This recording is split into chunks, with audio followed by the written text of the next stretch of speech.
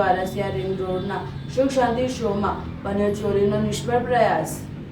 વડોદરાના હાની વારસિયા રિંગ રોડના સુખ શાંતિ શોમાં બન્યો ચોરીનો નિષ્ફળ પ્રયાસ। વડોદરાના વારસિયા રિંગ રોડના સુખ શાંતિ શો B22માં વહેલી સવારે ચોરીનો બનાવ બન્યો। ઉપરના મકાનમાં સૂતા પરેશ રાણા અને તેમના પરિવારને આગળથી સ્ટોપર મારી પૂરી દીધા બાદ નીચેના મકાનનો નચુકો તોડી ચોરીનો કરાયો નિષ્ફળ પ્રયાસ। વારસિયા પોલીસ તાત્કાલિક ઘટના સ્થળે પહોંચી વધુ કાર્યવાહી હાથ ધરી હતી। ટોચ મારતા હતા, બારીમાંથી ટોચ મારતા હતા, પછી બારના ધક્કો માર્યો ને તો ખુલી ગયું, બારનું સ્ટોપર હાથે ખુલી ગયું, જોરથી ધક્કો માર્યો હતો અને પડદો ખોલીને જોતા હતા। પછી અમે બૂમાબૂમ પાડી કે ચોર ચોર ચોર, તો નાસી ગયા અને ઉપર 5:30 પોણા 6 થયેલા।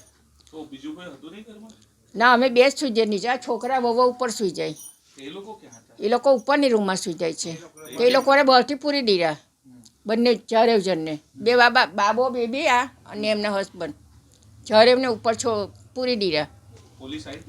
પોલીસ આવીને ગઈ સવારમાં, બસ એ તો ખાલી જોઈને જતા રહ્યા કે તમારું કશું ચોરાયું નથી ને કે મેં કહે હવે કંઈ ખબર નહીં પડતી ચોરાયું કે નહીં ચોરાયું, હજુ અમે કશું ચેક કર્યું નથી, ખાલી બહાર આ બધા કપડાં નવા પડ્યા છે એવું ને એવું જ પડ્યું છે હજુ, પણ હજુ જોયું નથી મેં કંઈ હું ચોરાયું એમ। કેટલા ગભરાઈ ગયા હતા તમે? અરે એકદમ આ તો રોડ કરતા હતા સવારની પોરમાં, એટલા રડ, હું તો જાણે થોડીક એ થઈ ગઈ, પણ આ તો એટલા રડે ઉપર ના થાય, કારણ કે એમને પગે નીચે ઉતરાતું નથી, જમીન પર એવું છે। એટલે હવે કરે શું?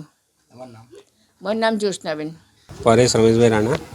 હવે રાત્રે અમે સૂતા હતા એટલે સવારે 5:30 વાગે દરવાજાનો અવાજ આવ્યો, તો મને થયું કે કોણ છે ખબર નહીં, નીચે તમે લોક મારીને આવીએ છીએ, તો ઉપર જોયું તો દરવાજો બંધ હતો, એટલે અમે ઠોક્યું, જોરથી બૂમો પાડી કે કોણ છે, તો નીચેથી દાદર ઉતરીને દોડ્યા, એક બાઇકની બાઇક સામે ચાલુ કરીને ભાગ્યા।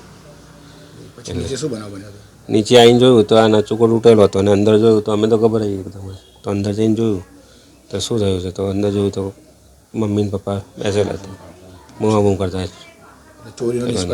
ચોરી નિષ્ફળ ગયો। અને આ સવારે 5:45 વાગે બને એટલે અમને તો ગભરાઈ ગયા કે સવારે 5:45 વાગે આવી સિક્યોર છે નહીં કોઈ જાતે। પોલીસ આવી ગઈ? પોલીસ આવી સવારે 6:30 વાગે।